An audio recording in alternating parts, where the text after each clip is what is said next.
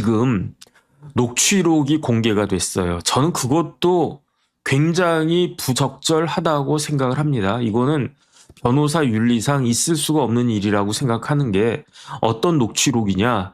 지금 박상용 검사의 이야기가 지금 쭉 나오고 있어요. 목소리가 들리고 있어요. 그러니까 박상용 검사가 막 이렇게 설명하는 게 짤막하게 그렇게 지금 막 보도가 되고 그다음에 이제 뉴스에서도 흘러나오고 그러는데 이거를 그 상대방 이게 전화 통화더라고요. 그 상대방이 있을 거 아니겠습니까? 전화하면 전화에 상대방이 있을 건데 그 상대방의 목소리는 들리지가 않아요. 그런데 그 상대방은 누구냐?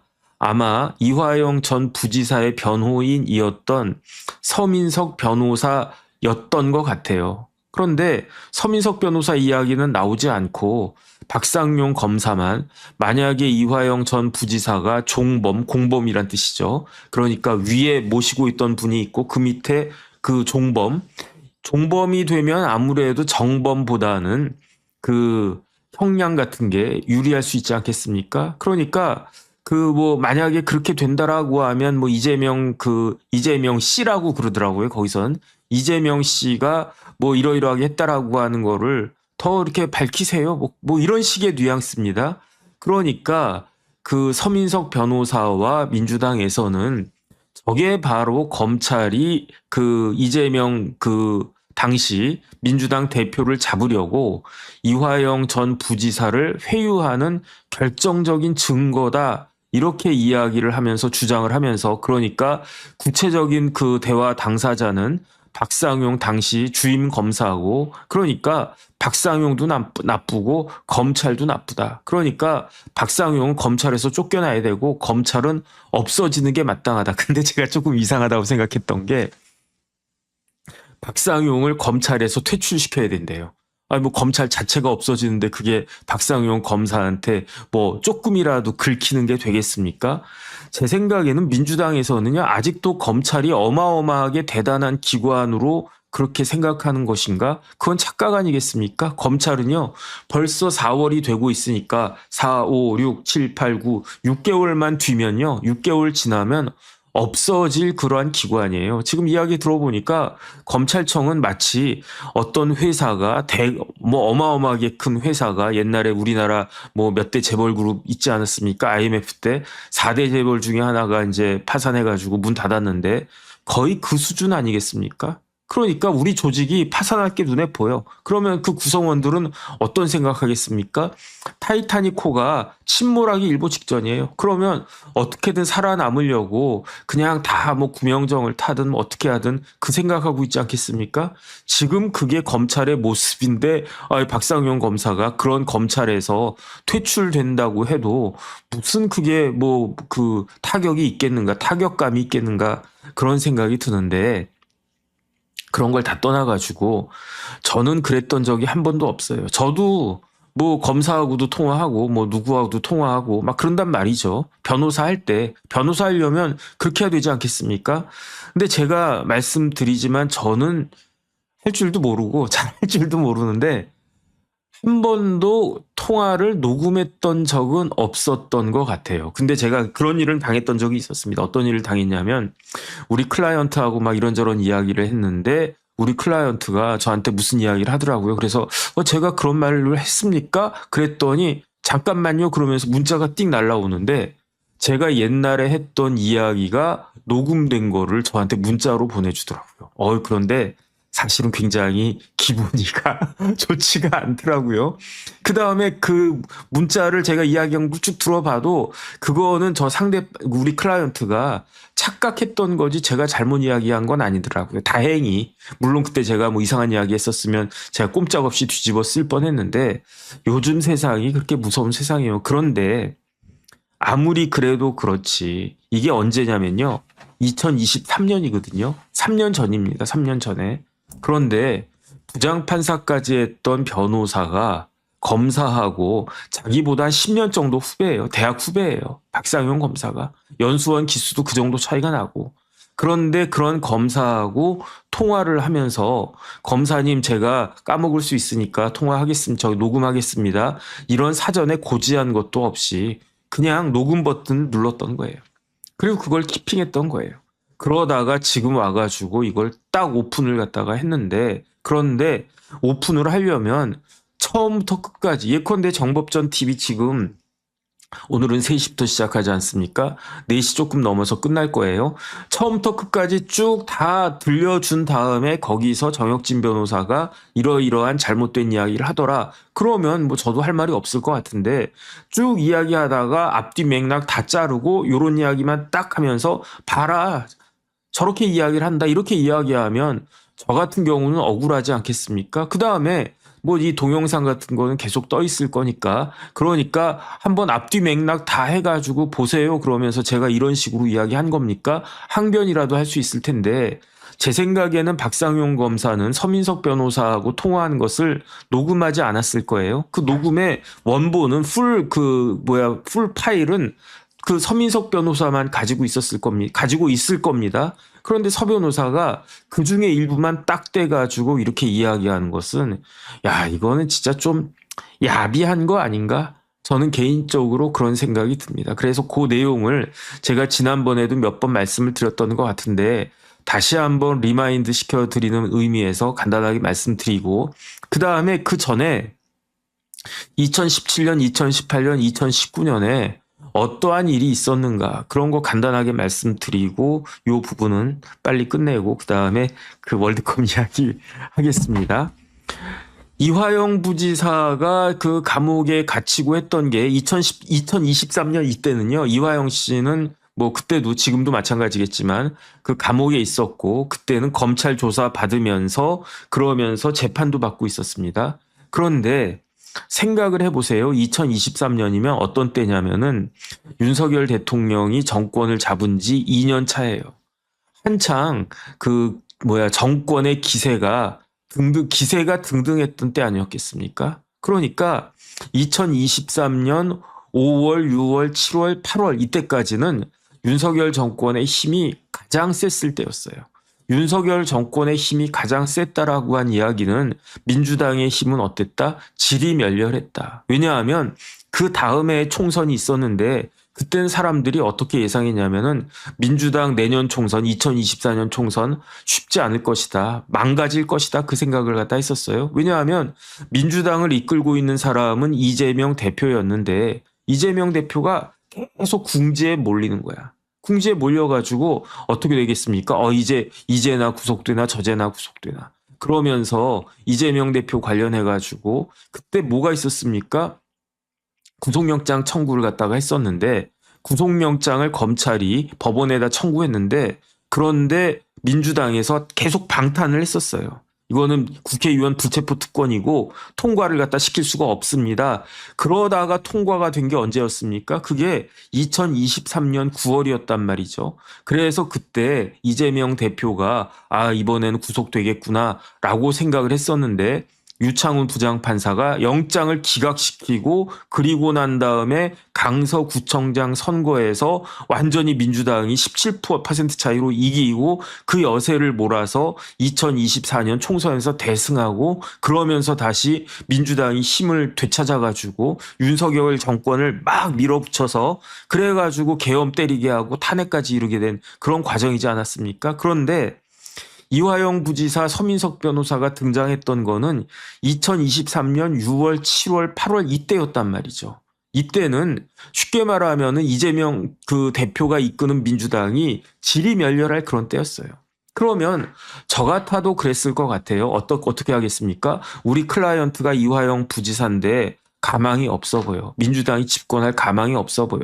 그런데 제가 봐도 이화영 부지사는 억울하다는 생각이 들었을 거예요. 왜 억울하겠습니까? 이화영 부지사는 뭐였습니까? 지사였습니까? 아니었잖아요.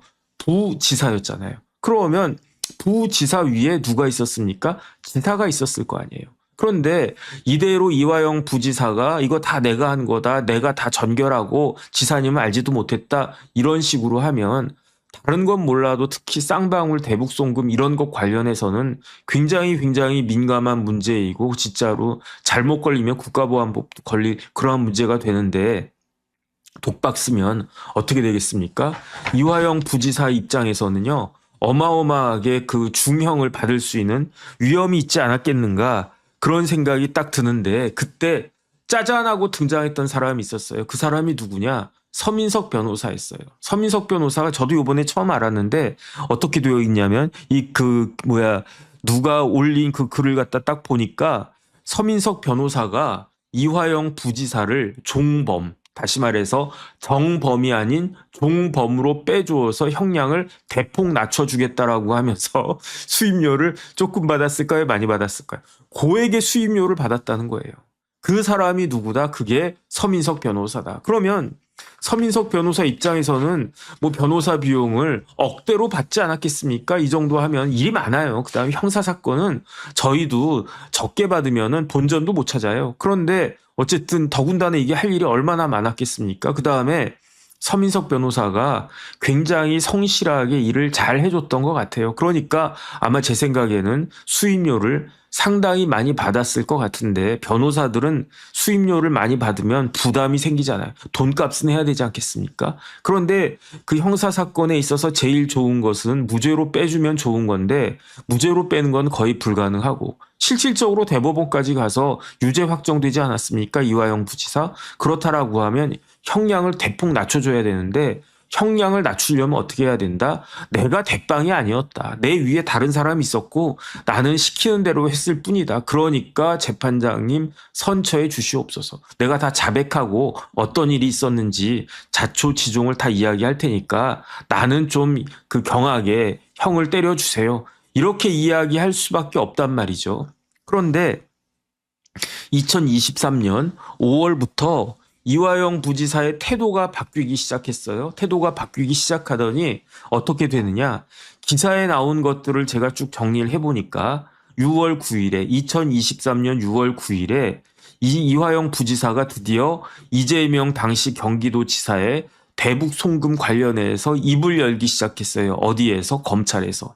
그러다가 6월 30일에 검찰에서 이화영 부지사가 어떤 이야기를 하냐면 쌍방울이 대북 송금을 대납하기로 했다라고 한 것을 이재명 지사님에게도 보고했다는 이야기를 6월 30일에 검찰에서 이야기를 합니다. 조서가 다 남아있을 거예요.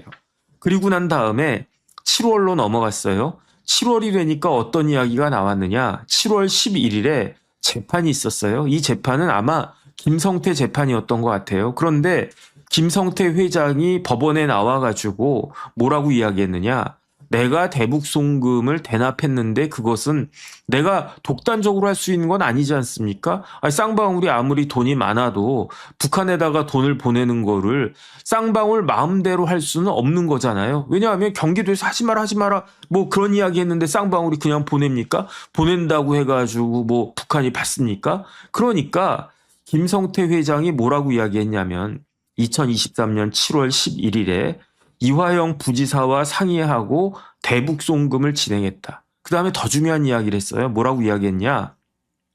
당시 이재명 지사님하고도 통화를 했다는 거예요. 김성태 회장이.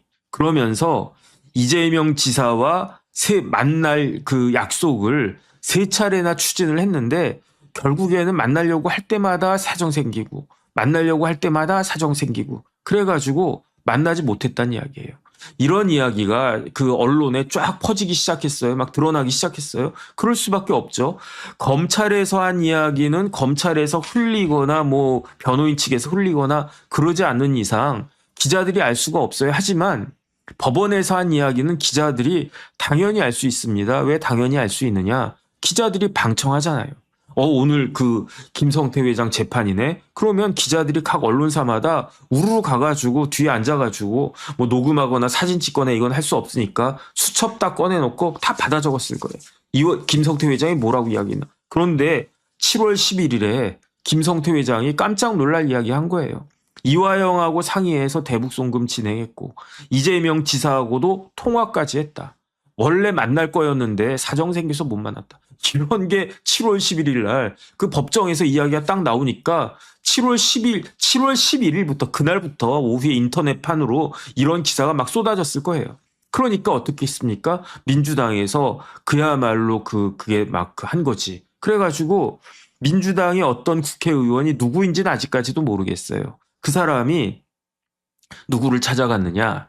이화영 부지사의 부인을 찾아갔습니다. 그래가지고 뭐라고 이야기했냐면 이화영 부지사님 억울하시죠? 우리 당이 돕겠습니다. 돕겠다라고 한 게 어떤 식으로 도울 것인가? 여러 가지가 있겠죠. 뭐 이것저것 뭐 그 서포트도 해주고 그 다음에 경제적으로도 도움 줄 수 있는 거 아닌가? 그런 생각이 들었을 거예요. 그러면 이화영 부지사의 부인은 막막하다가 그래도 당에서 그 뭐 일당에서 압도적인 일당에서 그때가 21대 국회였는데 21대 국회도 한 180석 되지 않았습니까? 그런 큰 조직에서 우리를 도와준다라고 하니까 든든했겠죠.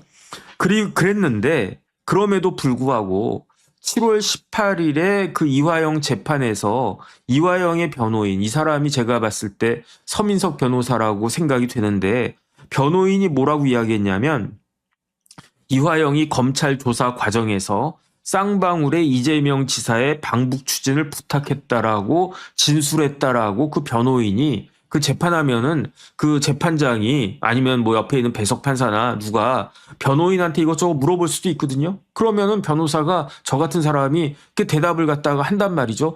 재판장님이 물어보시니까 뭐라고 물어봤겠죠. 그러니까 이화영의 변호인이 제가 봤을 땐 서민석 변호사 같은데 네, 저기 우리 피고인이 이화영 부지사가 검찰 조사 그 받고 있었을 때 그때 뭐라고 말씀하셨느냐. 제가 옆에 있었는데 그 쌍방울에다가 이재명 지사의 방북 그 뭐 추진을 좀 이것저것 물심양면으로 좀 잘해달라고 부탁한 거 뭐 그런 일이 있었습니다라고 변호인이 이야기했다는 거예요. 그리고 나니까 7월 25일에 법정에서 뭐가 있었습니까? 세 개는 아니고 빼고 제1차 부부싸움이 있었잖아요. 이화영 부지사의 부인이 뭐라고 했습니까? 그때 정신 차리라고. 당신 정신 좀 차려. 당신만 살아야 돼? 우리 가족도 살아야 될 거 아니야. 당신이 계속 그러면은 아무리 가족이지만 나도 당신 도울 수 없어. 우리 애들도 당신 도울 수 없어. 변호의 도움도 받을 수 없어. 제발 좀 정신 좀 차려. 혼자만 살려고 하지 마. 그런다고 당신이 살 수도 있는 것도 아니야.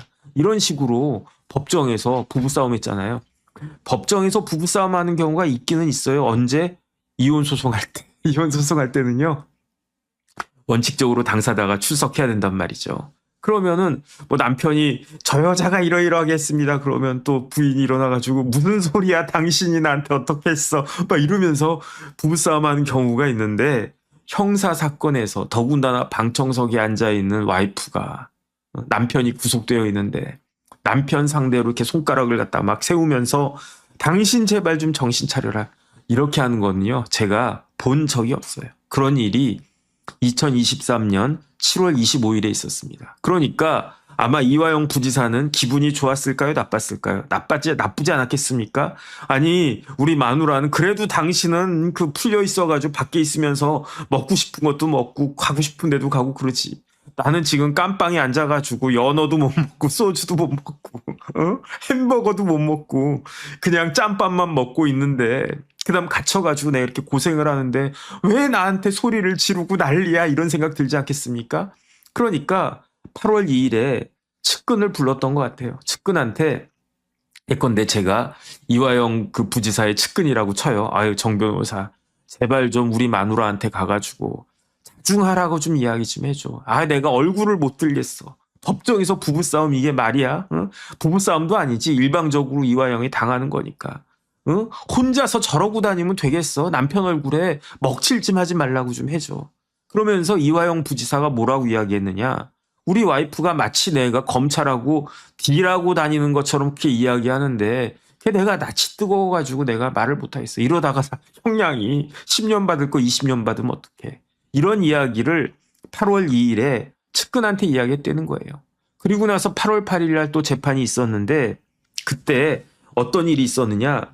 평소에는 나타나지도 않던 법무법인 덕수, 이름만 법무법인 덕수, 변호사 김 누구누구 이름만 올라가 있었어요. 이화영 변호인의 변호인단에. 근데 보통 때는 나타나지도 않았던 그 법무법인 덕수에서 유명한 변호사님 딱 나타나가지고 서류를 갖다 막 내는 거예요. 어떤 서류를 냈느냐.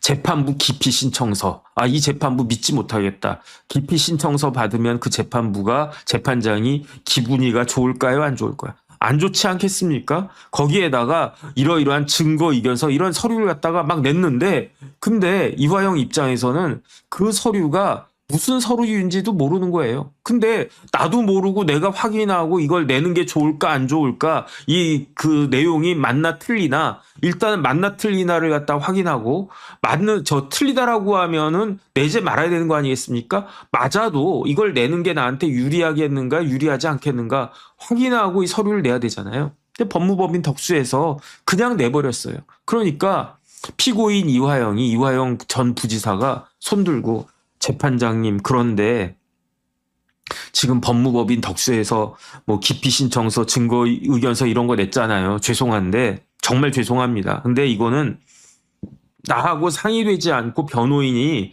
일방적으로 낸 겁니다.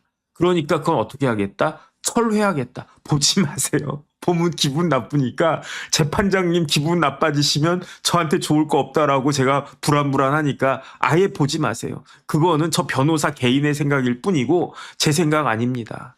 그러면서 뭐라고 이야기했느냐. 오랜 기간 최선을 다해온 서민석 변호사와 계속 함께하고 싶습니다. 서민석 변호사님 이야기만 들어주세요. 이렇게 이야기를 갖다가 한 거예요. 그리고 난 다음에 8월 21일에 또 저희 재판 있을 때 이때 어떻게 됐느냐. 이때는 서민석 변호사가 뭘 했냐면요. 다시 한번 8월 8일까지 이화영 부지사가 오랜 기간 서민석 변호사가 최선을 다해 주셨고 그래서 나는 계속 함께하고 싶습니다. 이렇게 이야기를 했는데 그 이야기를 듣고 서민석 변호사가 뭉클했겠죠. 그 자리에 아마 서민석 변호사는 없었던 것 같아요. 그런데 정확하진 않은데 근데 이제 흘러흘러 귀에 딱 들어왔겠지. 예컨대 제가 그 변호사인데 우리 그 피고인이 제 의뢰인이 변호사님, 저희 판사님 그러면서 재판장님 그러면서 제 옆에 있는 정혁진 변호사님은 오랜 기간 최선을 다해서 저를 도와준 훌륭한 변호사님입니다. 저는 평생 이 변호사님하고 같이 가겠습니다. 그러면 제가 가슴이가 뭉클하지 않겠습니까? 그러니까 서민석 변호사도 약간 감동 먹지 않았을까? 저는 그 생각이 드는데 그럼에도 불구하고 8월 21일에 한 2주 정도 지났을 때 서민석 변호사가 뭐라고 그랬냐면 변호인이 그 서민석 변호사가 재판장한테 재판장님 죄송한데 이화영 부지사 피고인 이화영과의 관계는 오늘까지입니다. 그러면 재판장이 깜짝 놀랐을 거예요. 왜 놀랐겠습니까? 재판을 그냥 계속 몇 차례 했는지 한 20차례 했는지 어쨌든 계속 했는데 서민석 변호사만 나왔거든. 다른 변호사는 나오지도 않고 나와도 뜨문뜨문 나왔거든. 제일 잘하는 게 서민석 변호사거든. 부장판사거든. 그런데 왜요? 그 서 변호사님이 그만두시면 저기 피고인 어떻게 합니까? 재판 어떻게 합니까? 그런데 서 변호사가 8월 21일에 재판장한테 뭐라고 이야기했느냐. 제가 더 이상 그 이화영 피고인과는 같이 할 수가 없겠습니다. 왜냐? 아니 그러면 재판장이 최선을 다해 주시고 감사하다고 그랬는데 왜 그러십니까? 피고인의 배우자가 사실에 부합하지 않는 말로 저를 계속 비난을 하고 있습니다.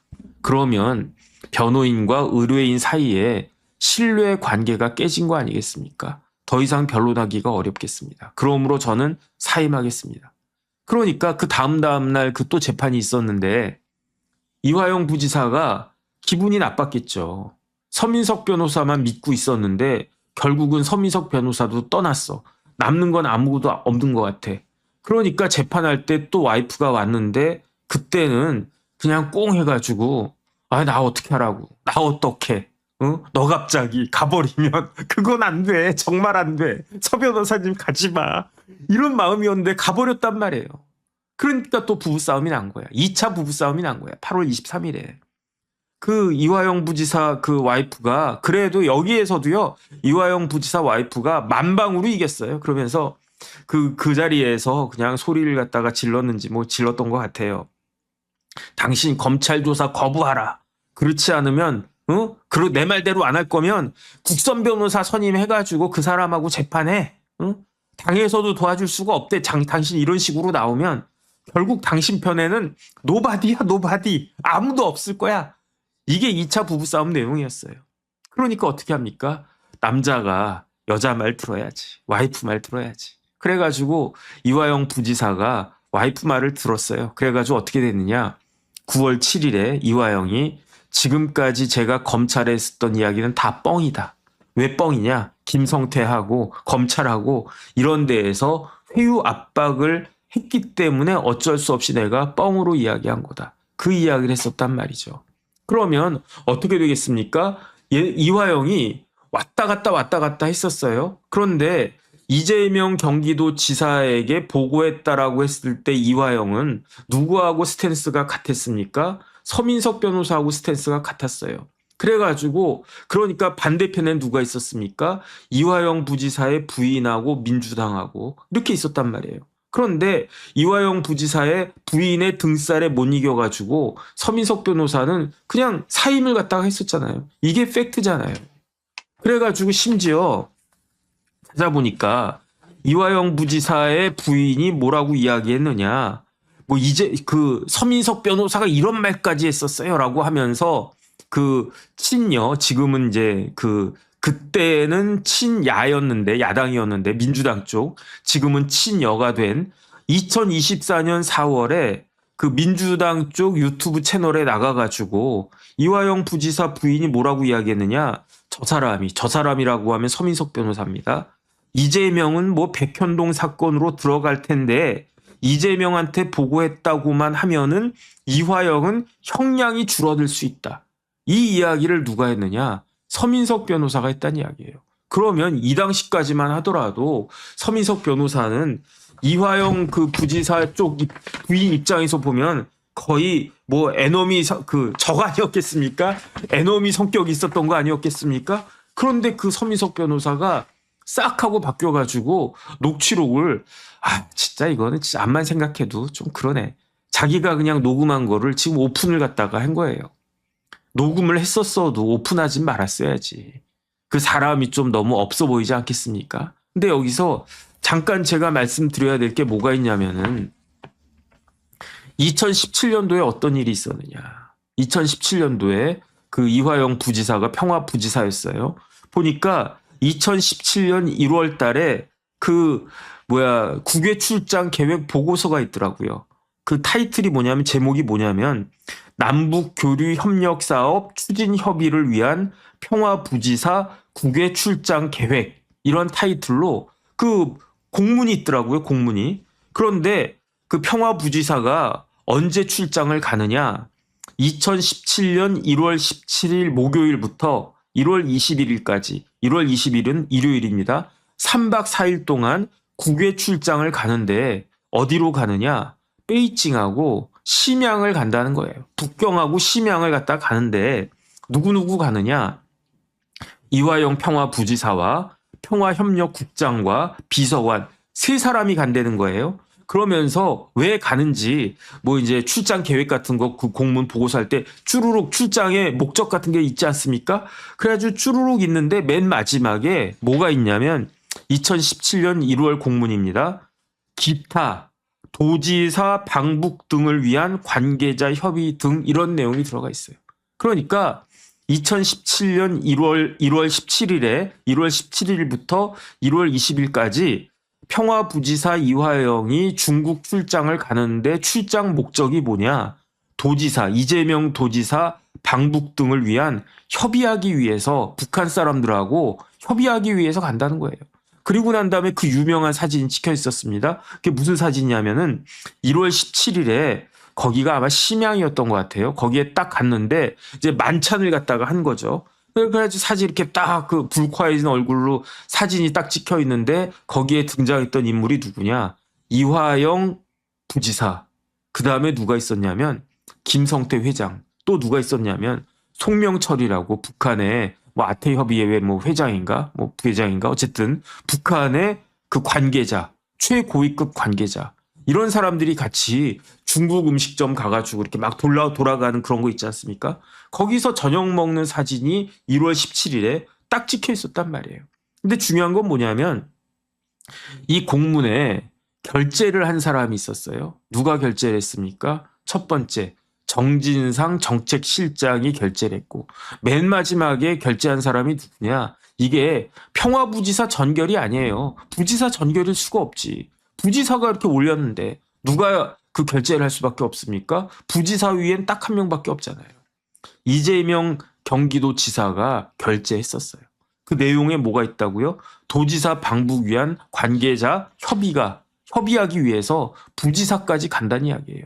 이런 공문이 있었고 그 다음에 2018년에는 10월 25일에 이재명 경기도지사가 트위터에다가 글을 남겼어요. 어떤 글을 남겼느냐? 이화영 평화부지사님 수고하셨습니다. 한반도 평화와 경제 번영을 이루어나가는 길에 경기도가 함께합니다. 그러면서 트위터 보면 뭐 기사 같은 거 이렇게 첨부하잖아요. 첨부 기사가 뭐였냐면 다음 달 2018년 11월에 경기도 국제회의에 북한의 최고위급이 참석한다. 참석해가지고 뭘 논의하느냐? 이재명 경기도지사의 방북을 논의한다. 이런 트위터를 다른 사람이 아니라 이재명 경기도지사가 당시 경기도지사가 올렸다라고 하는 게 다 나와 있어요. 그리고 난 다음에 2019년 11월 27일자 공문이 있었는데 그 공문은 뭐냐면은 쭉 내용을 보면은 어떻게 되어 있냐면 이게 2019년 11월 27일자 공문이었습니다. 그 공문에 보면은 7번 해놓고 1, 2, 3, 4, 5, 6 딱 한 다음에 7번. 우리는 귀위원회에 이게 북한의 아태 뭐 협의회인 것 같아요.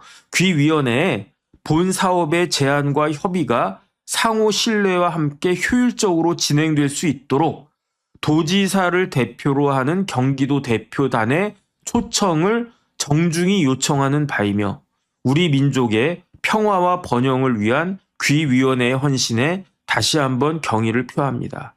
이거는 누구 전결이었느냐? 도지사 전결이 아니었어요. 이거는 이화영 평화부지사 전결로 이러한 공문이 있었는데 어떤 내용이 있었습니까? 경기도 대표단의 방북을 초청해 주세요. 그런데 경기도 대표단의 대표는 누구냐? 부지사입니까? 무슨 평화국장입니까? 아니었단 이야기죠. 도지사를 대표로 하는 경기도 대표단의 초청을 정중히 요청한다. 2019년 11월 27일에. 그 다음에 그때부터 쌍방울의 직원들이 책갈피 뭐 해가지고 돈을 그 달러를 이렇게 끼워가지고 수십 명이 우르르 중국 가가지고 중국으로 300만 달러, 그 토탈한 800만 달러였는데 밀반출하는 일들이 그 즈음부터 있었다는 이야기고요. 그 다음에 이재명 그 대통령이 민주당 대표 시절에 이 공문을 경기도에서 불법적으로 빼내갔다라고 하는 신문 기사도 있었어요. 그러니까 결국은 이화영 부지사가 뭐 이런저런 이야기를 했다. 박상용 검사가 뭐 녹취록 어쩌고저쩌고 했다. 이런 걸 다 떠나가지고 명확한 증거 같은 것들이 딱딱딱 있는데 이걸 어떻게 가릴 수가 있겠는가. 그래서 저는 좀 이상하다는 생각이 들어요. 왜냐하면 이재명 대통령 입장에서는 이런 이야기가 나오지 않게 그냥 가만히 있는 게 더 베스트 아닌가? 제가 만약에 이재명 대통령이라고 하면요. 쌍방울에 쌍시오자도 그 사람들 입에 오르내리지 않도록 하는 게 그게 더 베스트 아니겠습니까? 뭐 이런 박상용이 무슨 말을 했고 어쨌든 간에 이런 이야기를 하면 할수록 옛날에 있었던 이야기가 그대로 다 드러나잖아요. 그럼 오히려 더 의혹만 있는 것이 아닌가? 저는 그런 생각이 드는데 왜 이렇게 하지? 진짜 민주당 사람들 희한하네. 저는 그런 생각이 듭니다. 저 같으면 오히려 이런 이야기는 국민의힘에서 해야 되는 거 아니겠습니까? 국민의힘은 조용하고 민주당에서는 오히려 이런 걸 갖다가 문제 삼아가지고 그러니까 이재명 대통령 결백합니다 이렇게 이야기하고 싶을 것 같은데 반대 효과가 나는 거 아니겠습니까? 근데 제가 진짜 이상하다고 생각하는 사람은요.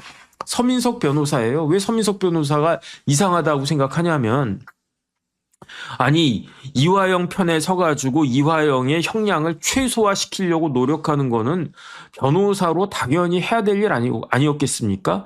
그 일을 했다고 해가지고 누가 그 서민석 변호사에 대해서 손가락질할 수 있었겠는가? 최선을 다한 것이다라고 저는 생각을 하고 그때의 서민석 변호사는 되게 훌륭한 변호사라고 생각을 하는데 왜 이제 와가지고 정반대된 이야기를 하면서 그때 자기는 마치 그런 일을 안 하고 그냥 그 박상용 검사가 이상한 사람인 것처럼 이렇게 이야기를 하지? 그 답은 딱 하나밖에 없어요. 그놈의 병이 들은 거예요. 무슨 병? 정치병. 서민석 변호사 생긴 걸 딱 봤더니 저분은 완전 판사 스타일이야. 그냥 조용하게 그냥 판사하고 판결하고. 저런 분은 굉장히 꼼꼼하게 변호사도 잘 하실 분이고요. 그러면 성과도 많이 날 거예요.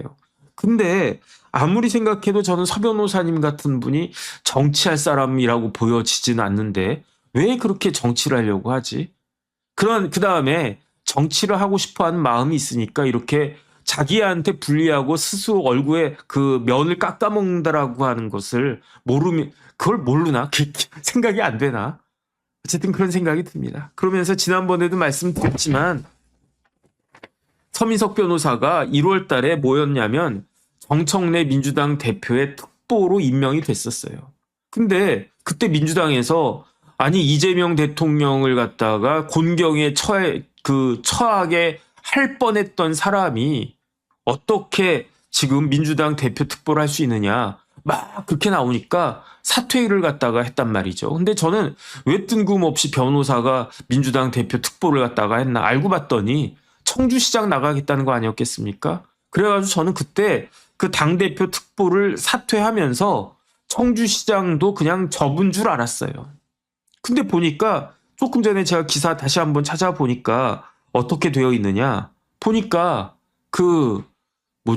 아직까지도 청주시장에 대한 미련을 버리지 못하고 있는 것 같아요. 그러면서 민주당 공천 받을 수 있으면 좋겠는데 받아야 되겠는데 그러다 보니까 이런 무리한 그 녹취록까지 오픈해가지고 검사랑 대화하는 걸 녹취하는 변호사가 있다니 진짜로 판사랑도 전화하면서 녹취한다는 이야기인가. 변호사 커리어에는요 상당히 마이너스가 되지 않겠는가. 일단 마지막으로 한 가지만 더 말씀드리면 서민석 변호사는 누구 사위라고요? 신건 전 국정원장 사위라고요. 신건하면 진짜로 대검 중수부장하고 무지무지하게 유명한 그 검사장 출신 아니었습니까? 그 다음에 DJ가 임명한 그 국정원장 신건의 사위가 서민석이었더라고요. 그러니까 신건 국정원장 돌아가셨는데 무지무지하게 친했던 사람이 박지원 의원이었고요.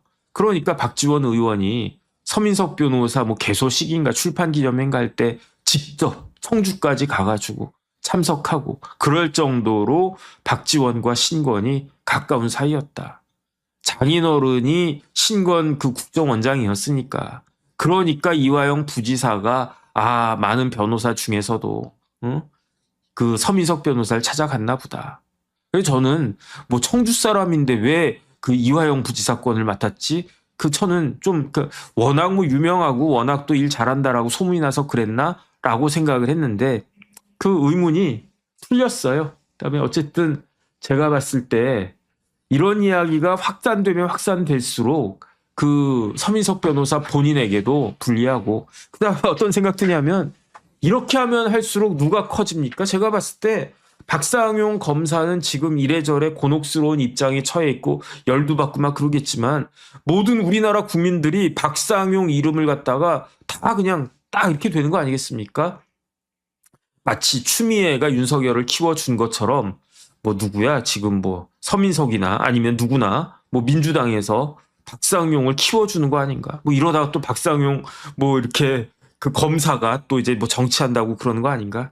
또 그런 코미디가 벌어지지 않기를 저는 바라는데 어쨌든 박상용 검사는 꿋꿋하게 잘 버티고 그 다음에 잘 해명해가지고 억울한 일을 당하지 않도록 그렇게 잘 했으면 좋겠고 그 다음에 모두가 좀 제발 좀 그 이성을 되찾았으면 좋겠다는 게 제 개인적인 바람입니다.